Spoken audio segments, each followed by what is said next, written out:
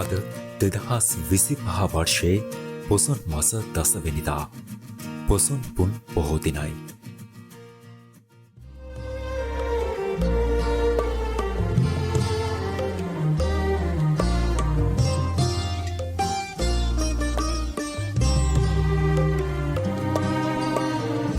අමාදහර දිය ගලා ගලා තුරුලතා තුලින් මල් පියලි සලා ජය හඬින් ලොවට සිහනද පතුරා ලෝ සත අතරින් ජනිත වුණා අමාදහර දිය ගලා ගලා තුරුලතා තුලින් මල් පියලි සලා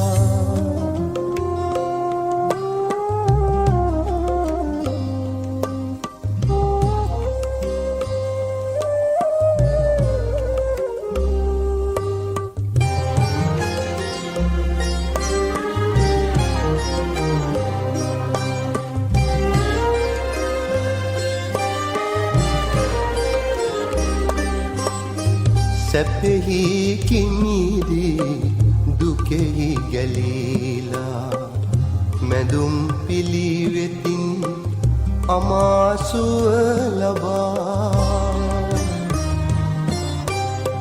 සැපෙහි කිමිදී දුකෙහි ගැලීලා මැදුම් පිළිවෙතින් අමාසුව ලබා දහම් සුවඳ මල් දසතම පතුරා සියලු කෙලෙස් මැඩ බුදු වූවා සියලු කෙලෙස් මැඩ බුදු වූවා අමාදහර දිය ගලා ගලා තුරුලතා තුලින් මල් පියලි සලා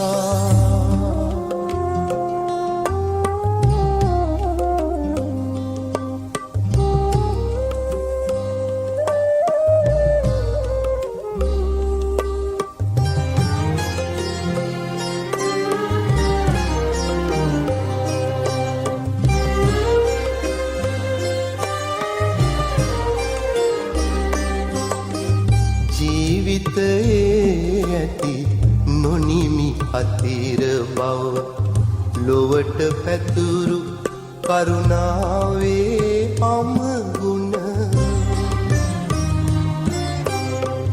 ජීවිතයේ ඇති නොනිමි අතිර බව ලොවට පැතුරු කරුණාවේ අමගුණ සියලු සතුන් වෙත දහම් රස පෙවූ කරුණා බරනෙත් නිවී ගියා කරුණා බරනෙත් නිවී ගියා අමාදහර දිය ගලා ගලා තුරුලතා තුලින් මල් පියලි සලා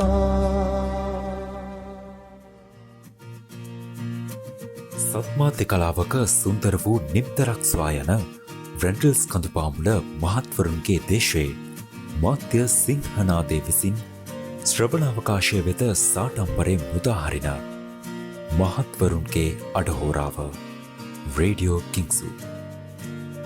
ඉතින් අද අපි මේ සුපිම්බර පොසොන් පොහේ දිනේ කතා කරන්න යන්නේ අපේ ජීවිතයේ අදටත් හෙටටත් එකසේම වැදගත් වෙන මහඟු ආදර්ශයක් ලබා දෙන අප බුදුරජාණන් වහන්සේ ලෝකයා හට කරුණාවෙන් දේශනා කරන ලද දේවධර්ම ජාතකය ගැනයි. ඔව් අප තිලෝගුරු බුදුරජාණන් වහන්සේ සැවැත් නුවර දෙව්රම්බෙහිරේ වැඩවසද්දී බහුභාණ්ඩික භික්ෂූන් නමක් අරබයා තමයි මේ ජාතකය දේශනා කරේ. ඉතින් බුදු සමයෙහි සැවැත් නුවර එක් මනුෂ්‍යයෙක් තමන්ගේ බිරිඳගේ අභාවයෙන් පස්සේ බුදු සසුනේ පැවිදි වුණා. පැවිද්දට කලින්ම ගිනිහල්ගයක් ගබඩාවක් සහිත පන්සලක් තනවා ගිතෙල් ආදිය පුරවාගෙනම තමයි මොහු මහණ වුණේ. එතැන් ඉඳන් මේ ස්වාමින් වහන්සේ කැමැති පරිදි ආහාර පිසවාගෙන අනුභව කරනවා. රැයට දපාලට වෙන වෙනම අඳනා සිවුරු පොරවනවා. ඉතින් එක් දවසක් ආවාසයෙහි සිවුරු ඇතිරිලි ආදිය අව්වේ වේලමින් තිබෙනකොට සේනාසන චාරිකාවේ තුන පිටිසරබද භික්ෂුන් වහන්සේලා පිරිසක් ඒ බොහෝ වූ බඩු දැක කාගේ දැයි විමසුවා. ඒ භික්ෂුව මේ බඩු මගේ කිව්ව නිසා පිටිසරපද භික්ෂුන් වහන්සේ අල්පේචුතතාව ඇති බුදු සසුනෙහි මහණව මෙතරම් පිරිකර කෙසේ දැයි උන්වහන්සේ බුදුන් සමීපයට කැඳවාගෙන ගොස් ඒ පිළිබඳ දැන්වුවා. අප භාග්‍යවතුන් වහන්සේ තතු විමසා බලා භික්ෂු නමට කුමක් නිසා බහුභාණ්ඩිත වන්නේද? මා විසින් අල්පේච්ඡිතාවේ ගුණ නොඑක් ආකාරයෙන් දේශනා කොට තිබෙනවා නොවේ දැයි වදාරනු ලැබුවා. මේ නිසා කෝප වුණු භික්ෂු නම එසේනම් සිටිය යුත්තේ මෙසේ දැයි කියා සිවුර ගලවා ඉවතට දමා අඳනය පිටින් බයයි ලජ්ජා නැතුව පිරිස මැද සිටියා. එවිට ඒ දුටු සර්වඥයන් වහන්සේ මහණ ඔබ පෙරදිය රකසුව උපන් කල්හිත් පිය ලැජ්ජා සොයමින් 12 අවුරුද්දක් විසුවෙහි නොවේද?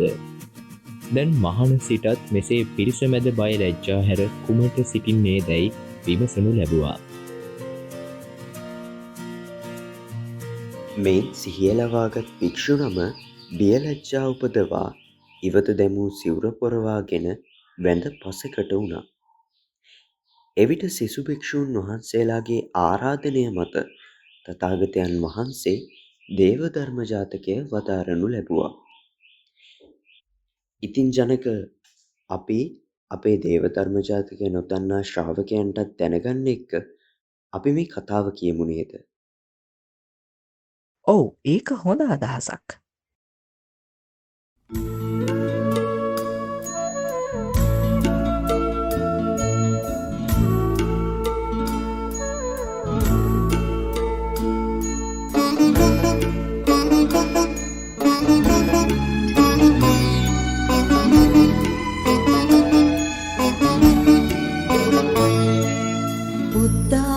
බුද්ධානුභාවීන සිත්නෙත් පහන්නේ මෙත් මල් පිපීලා මුදිතා ජලාසේ නංවා ප්‍රබාලුතුරා රශ්මි මාලා එළදෙරන ජන ජයතු ජය මංගලානි එළදෙරන ජන ජයතු ජය මංගලානි බුද්ධානුභාවීන සිත්නෙත් පහන්නේ මෙත් මල් පිපීලා මුදිතා ජලාසේ නංවා ප්‍රබාලුතුරා රශ්මි මාලා එළදෙරන ජන ජයතු ජය මංගලානි එළදෙරන ජන ජයතු ජය මංගලානි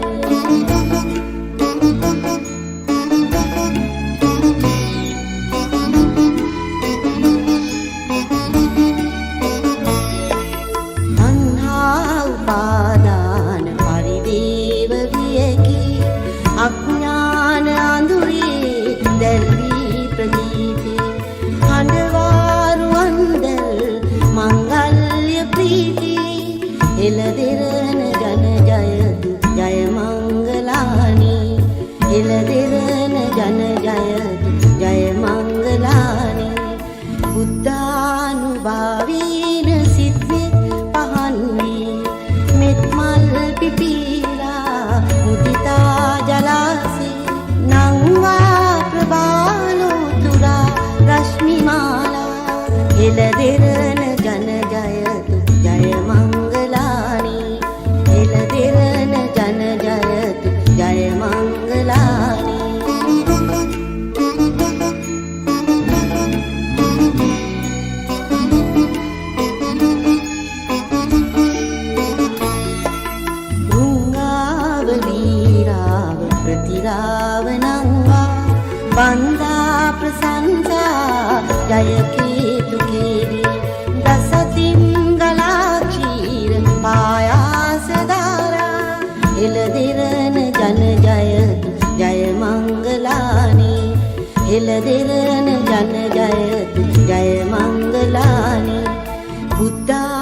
ස්වභාවීන සිත්නේ පහන්වේ මෙත් මල් පිපිලා මුදිතා ජලාසේ නංවා ප්‍රබාලු තුලා රශ්මි මාලා එළදෙරණ ජන ජය ජය මංගලානි එළදෙරණ ජන ජයතු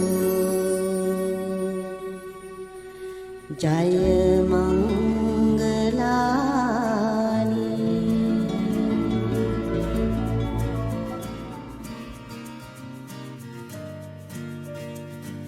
ඉතින් අප මහා පෝසතානෝ බුදුවීමට පෙර වරණැස බ්‍රහ්මදත්ත නම් රජුට දාව ඉපදී මහීසාස කුමරු නමින් ප්‍රසිද්ධ වුණා. ඔහුගේ සහෝදරයා චන්ද්‍රකුමාර නමින් හඳුන්වනු ලැබුවා. මේ කුමාරයන් කුඩා කල්හිම මව් බිසව කලුරිය කළා. රජතුමා දෙවැනි බිසව විවාහ කරගත් අතර ඇගෙන් උපන් පුත්කුමරා සූර්යකුමාර නම් වූවා. දෙවැනි බිසවකින් බෙහෙවින් සතුටටපත් රජතුමා පුත්කුමරු වෙනුවෙන් කැමැතිවරයක් ලබා ගන්නයි බිසවට කියා සිටියා. මන් පසු කාලයක ඒ වරය ලබා ගන්නම් කිව් බිසව පසුව පුත්කුමරුන් නිසි වයසට පැමිණි කාලයේදී රජුට ස්වාමීනි, ඔබ වහන්සේගේ පුතු සූර්යකුමාර උපන්දිනයේ ලද වරම දැන් ඉල්ලමි. මාගේ පුතුට රාජ්‍ය දුම්මැනවැයි කිව්වා. නමුත් රජතුමා මාගේ වැඩුමල් දෙපුතුන් සිටියදී එසේ කළ නොහැකි කියා එය ප්‍රතික්ෂේප කළ නමුත් දේවිය එම ඉල්ලීම නැවත නැවතත් ඉල්ලා සිටියා. රාජ්‍ය නොදුන්නහොත් වැඩිමල් පුතුන් දෙදෙනාට ඇගෙන් අනතුරක් වෙතැයි සිතූ රජතුමා ඔවුන් කැඳවා සියලු විස්තර කියා වනයට ගොස් තමාගේ මරණයෙන් පසු පැමිණ රාජ්‍ය ලබා ගන්නා ලෙස කියා වනයට පිටත් කළ හැරියා. පියාණන් වැඳ මාලිකයෙන් බැස යන දෙසෙහිවරන් දුටු සූර්ය කුමාරයා මමත් සෙවුරන් දෙදෙනා සමග වනයට යමී සිතා ඔවුන් සමග ගමනට පැමිණියා. තිදෙනාම වනයට යන ගමනේ බෝධිසත්වයෝ මගින් ඉවත්ව ගසක් මුලහිඳ සූර්ය කුමාරය අර පෙනෙන විලට ගොස් නා වතුරබී නිලුම් කොලයකින් අපටත් වතුර ගෙනින්නැයි කියා යැව්වා. ඒ විල වෙස්මුණි රජුගෙන් දිය රකුසෙකුට ලැබුණා වූ තැනක්. දේවධර්මය දන්නා කෙනෙකුන් හැර විලට බසිනා අනෙක් අය කාදමීමට ඔහුට වෙස්මුණි රජුගෙන් අවසර ලැබී තිබුණා. සූර්ය කුමාරයා කිසිත් නොදැනම විලට බැස්ස අතර දිය රකුසා මතු වී කුමාරයත් අල්පාගෙන දේවධර්මය දන්නෙහි දැයි ඇසුවා. එසේ චන්ද්‍ර සූර්ය යන දෙදෙනා දේවධර්මය නම් වෙයි යයි කුමාරයා කිව්වා. තොප දේවධර්මය නොදන්නෙහි යයි කීදිය රකුසා අනෙක් කුමාරයනුත් විලට ගෙන්වා ගන්නා අදහසින් සූර්ය කුමාරයන් දිය යට සැඟවුවා. සූර්ය කුමාරයන් ප්‍රමාද වන දුටු බලා බෝධිසත්වයෝ ඔහු සෙවීමට චන්ද්‍ර කුමාරයන් යවනු ලැබුවා. දියරකුසා ඔහුවත් අල්වාගෙන දේවධර්මය දන්නෙහි දැයි ඇසුවා. එසේය සතර දිශාව දේවධර්මය නම් වන්නේ යැයි චන්ද්‍ර කුමාරයා පිළිතුරු දුන්නා. නුඹත් දේවධර්මය නොදන්නෙහි යැයි කිව් දියරකුසා චන්ද්‍ර කුමාරයන්වත් දියට සැඟවුවා.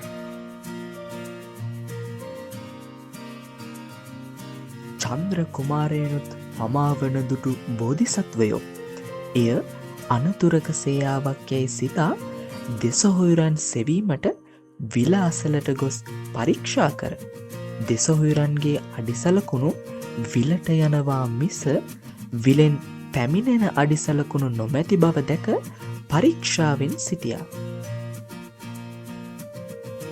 දියරකුසාත් හිතවත් මිනිසුකගේ වේශයෙන් පැමිණ විඩාවට පත්ව සිටින නිසා විලට බැස නා පැන්පී නෙළුම්මල දළු කායන ලෙස බෝසතුන්ට කිව්වා. මේ දියරකුසාවිය හැකි සැකයෙන් තොරවම මාගේ සෙවුරන් මොහු විසින් අල්වා ගන්න ඇතැයි සිතූ බෝධිසත්වයෝ තොපමාගේ සෙවුරන් අල්ලාගතෙහි දැයි දියරකුසාගෙන් විමසුවා. අල්ලාගත්තමි. දේවධර්මය නොදන්නා මේ විලට බසිනවා ඕනෑම කෙනෙකු කාදැමීමට මට වෙස්මුණි රජුගෙන් අවසර ඇතැයි රාක්ෂයා කිව්වා. තොපට දේවධර්මයෙන් වැඩක් ඇත්තැයි බෝධිසත්වයාණන් වහන්සේ ඇසු විට එසේ යැයි රකුසා කිව්වා. එසේනම් දේවධර්මය දනිමි නුමට කියා දෙමි. එහෙත් අපිරිසිදු නිසා මදක් මැලිවෙමි කී බෝසතුන්ට නෑමට පීමට සැරසීමට සලස්වා පසුව සුදුසු ආසනයක හිඳුවා දේවධර්මය කියා දෙන ලෙස බෝසතුන්ගෙන් ඉල්ලා සිටියා. එසේනම් හොඳින් නසා ගනුවකේ බෝධිසත්වයෝ ලොව පව්කම් සහ නොකළ යුතු ලොව සිරිත් පිය ලැජ්ජාවෙන් නොකොට පින් දහම්වල ඇලී සත්පුරුෂ ගුණුවෙන් යුතුව යමෙක් වාසය කරයි නම් ඔවුන්ගේ පැවැත්ම මෙලොවටද දේවධර්මය නම් වන්නේ යැයි දේවධර්මය පදවරනු ලැබුවා. මෙයින් පැහැදීමට පත් වූ දියරකුසා ඔබට එක් සහෝදරයෙක් දෙමි කවුරුන් අවශ්‍ය දැයි ඇසුවා. බාලයා ගෙනේ වැයි බෝධිසත්වයන් කී අතර එවිට දියරකුසා ඔබ දේවධර්මය දන්නවා මිස නොපිළිපදින්නෙක් යැයි කීවා. ඒ මක් නිසාදැයි ඇසූ විට වැඩිමලා හැර බාලයා ගෙනීමට කීයෙන් වැඩිමල්ලන් පිදීම නොකරන නිසා යැයි දියරකුසා පැවසුවා. රකුස මම දේවධර්මය පිළිපදින්නෙක්මි. අප වනගත වූයේ මේ බාල සහෝදරයා නිසාය. ඔහු වනේදී යකුකුට ගොතුරු වී යැයි වදන් කිසිවෙකුත් විශ්වාස නොකරයි. රජකමට ආසාවෙන් මම සහ මගේ අනෙක් සහෝදරයා විසින් ඔහුව මරා දැමුවා යැයි ඇතිවන නින්දාවට බියෙන් මම මෙසේ කෙළෙමි බෝධිසත්වයෝ වදාරනු ලැබුවා. රාක්ෂයා සාධුකාරදී සොහොයුරන් දෙදෙනාවම බෝධිසත්වයන් හටගෙන දුන්නා. බෝධිසත්වයෝ ඔහුට තවත් ධර්මය දේශනා කරමින් රාක්ෂය නුඹ පෙර කල කළ අකුසලයෙන් අනුන්ගේ ශරීරවලින් ලේ මස් කන රාක්ෂව උපන්නේය. මෙතැන් සිට අකුසල් නොකොට කුසල් කරවයි වදාරනු ලැබුවා. කුමාරවරුන් ඔහුගේ රැකවරණයෙන් එහිම සිට පියරජුගේ අභාවයෙන් බරණැසට පැමිණ රාජ්‍ය ලබාගෙන චන්ද්‍ර කුමාරයාට යුවරජ තනතුරද සූර්ය කුමාරයාට සෙන්පති පදවියද රාක්ෂයාට දේවාලයක් තනවා නිරන්තර පුද පූජා පවත්වන ලෙස විධිවිධාන සලස්වා දැහැමින් රජකොට කර්මානුරූපව මිය පරලොව ගියා. ධර්ම දේශනාව අවසානයෙහි තණ්හා අධික බහුභාණ්ඩික තෙර සෝවන් වූ අතර බුදුරජාණන් වහන්සේ ජාතකයෙහි පූර්වාපර සන්ධි ගලපාලමින් එසමයෙහි දියරකුසා මෙකල බහුභාණ්ඩික භික්ෂුවමය. සූර්ය කුමාරයා තැන් අනද තෙරණුවෝය. චන්ද්‍ර කුමාරයා සැරියුත් තෙරණුවෝය. මහින්සාස කුමරුවේ දැන් ලෞතුරා පුද වූ තමන් වහන්සේයයි මේ වදාරමින් මෙම දේව ධර්ම ජාතකය නිම කරනු ලැබුවා. ඉතින් කාල වේලාවත් ඉක්මකින් තිබෙන නිසා තවත් දවසක තවත් අර්ථාන්විත වැඩසටහනකින් හමු වෙන බලාපොරොත්තුවෙන් සමුගන්නවා. මම අශේන් සමරතුංග. මම සසිඳු තිලකරත්න. මම මනුද රශ්මික. මම ජනක බණ්ඩාර ඉලංගසිංහ.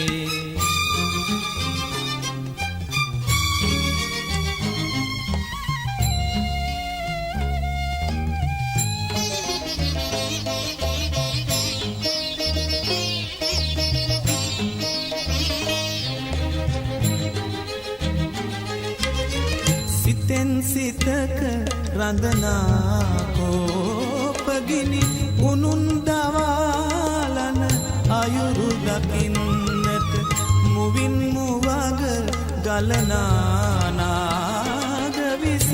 උනුන් නසාලන අසිරි බලන්නට උනුන් නසාලන අසිරි බලන්නට යොමා බුදුනෙත කුළුනේ වඩිනු මැන නිදුකානනේ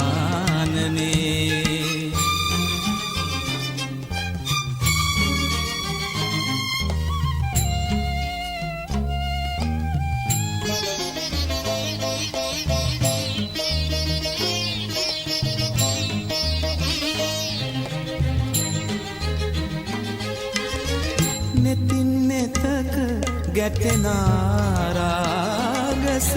ලෙවන් වෙතින් පිසදාහරින්නට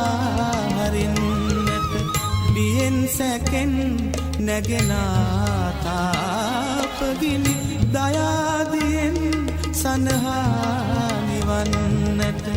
දයාදියෙන් සනහානිවන්නට කාලයයි නිදුකානනේ දීපයයි නිදුකානනේ දේශයයි නිදුකානනේ වදිනු මැන නිදුකානනේ